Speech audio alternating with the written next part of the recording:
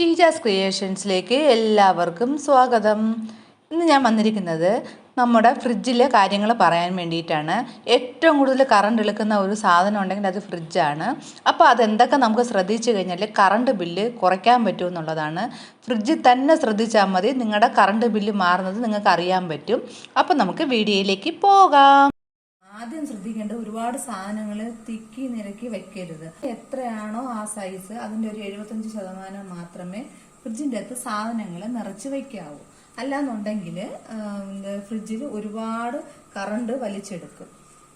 ശ്രദ്ധിക്കേണ്ട കാര്യം എന്ന് വെച്ച് കഴിഞ്ഞാൽ നമ്മൾ ഭക്ഷണങ്ങളൊക്കെ എടുത്ത് വെക്കുമ്പോൾ ഇതേപോലെ കണ്ടെയ്നറിലാക്കിയിട്ട് നമ്മൾ ടൈറ്റായിട്ട് അടച്ചു വേണം വെക്കാൻ. ഒരിക്കലും ഭക്ഷണങ്ങൾ തുറന്നു വെക്കരുത്.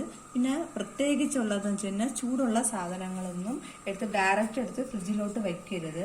കാരണം ആ ചൂട് മാറി ഫ്രിഡ്ജിൽ ആ ഒരു ഭക്ഷണം തണുത്ത് വരുന്നതിന് വേണ്ടിയിട്ട് ഒരുപാട് കറണ്ട് ഇത് വലിച്ചെടുക്കും. പിന്നെ അതുപോലെ തന്നെ നമ്മുടെ ഫ്രീസറിലാണെങ്കിലും നമ്മൾ ഒരുപാട് സാധനങ്ങൾ കുത്തി നിറക്കി വെക്കരുത്. അഥവാ എന്തെങ്കിലും വയ്ക്കുന്നെങ്കിലും അതും ഇതേപോലെ നല്ല ടൈറ്റായിട്ട് കണ്ടെയ്നേഴ്സിലാക്കിയിട്ട് വേണം വയ്ക്കാനായിട്ട്.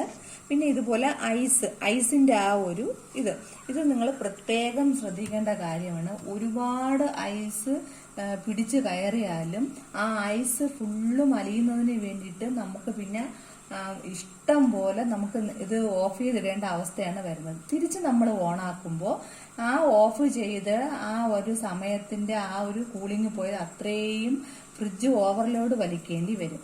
ഇവിടെ ഒരു ഇപ്പം ഫ്രിഡ്ജിലൊക്കെ കാണും, ഇവിടെ ഒരു ഈ ഒരു ഇത് കാണും. അതായത് നമുക്ക് ഐസ് അലിയിച്ച് കളയാനുള്ള ഈ ഒരു ബട്ടൺ പ്രസ് ചെയ്ത് ഐസ് ഫുള്ളും അലിയിച്ച് കളയാനായിട്ട് ശ്രദ്ധിക്കണം.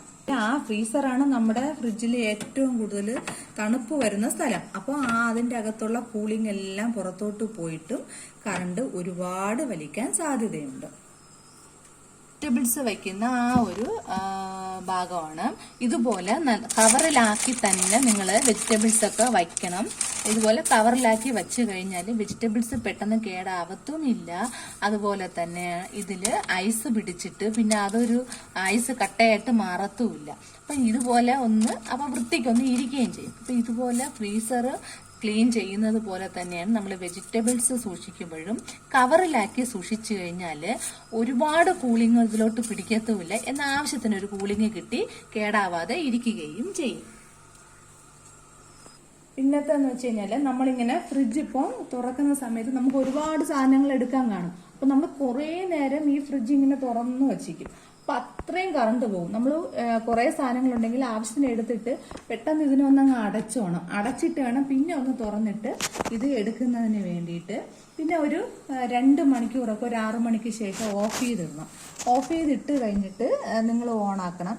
അല്ലാതെ ചിലരുണ്ട് രാത്രി ഫുള്ള് ഓഫ് ചെയ്തിട്ടിട്ട് രാവിലെ അങ്ങോട്ട് ഓണാക്കും. അപ്പോൾ എക്സ്ട്രാ കറണ്ടാണ് ഇതിലോട്ട് ആവാനായിട്ട് വലിക്കുന്നത്.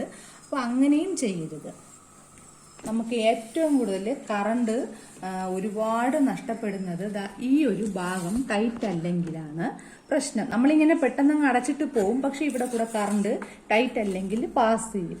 അപ്പൊ നിങ്ങൾക്കത് ചെക്ക് ചെയ്യാൻ പറ്റും. ഞാനിപ്പോൾ ഇവിടെ ഒരു 20 രൂപയുടെ ഒരു നോട്ട് എടുത്തിട്ടുണ്ട്. പേപ്പർ ആയാലും മതി. അപ്പം നോട്ടാവുമ്പോഴത്തേക്കും കറക്റ്റ് അതിൻ്റെ ആ ഒരു വീതിക്കും ഒരു ലെങ്തിനും ഒക്കെ കിട്ടുമല്ലോ. അപ്പം അതുകൊണ്ടാണ് ഞാനിത് എടുത്തത്. അപ്പം ഇത് വച്ചിട്ട് ഒന്ന് അടച്ചിട്ട് നിങ്ങൾ നോക്കണം. അപ്പം ഈ നോട്ട് പെട്ടെന്ന് ഈസി ആയിട്ട് വലിഞ്ഞ് വരികയാണെങ്കിൽ ഇത് ഇവിടെ അത്ര ടൈറ്റ് അല്ല. അപ്പോൾ കറണ്ട് നമുക്ക് നഷ്ടപ്പെടും. അല്ല നിങ്ങളിങ്ങനെ വലിക്കുന്ന സമയത്ത് ഇത് പെട്ടെന്ന് അങ്ങോട്ട് വരുന്നില്ല, കുറച്ച് ടൈറ്റിലാണ് വരുന്നതെങ്കിൽ നിങ്ങൾക്ക് ഉറപ്പിക്കാം ഇവിടെ നല്ല ടൈറ്റ്. അപ്പോൾ എൻ്റെ ഈ വീഡിയോ എല്ലാവർക്കും ഇഷ്ടപ്പെടുകയാണെങ്കിൽ ഈ ചാനൽ ഒന്ന് സബ്സ്ക്രൈബ് ചെയ്യണേ. അതുപോലെ ലൈക്കും ചെയ്യണം. Thanks for watching.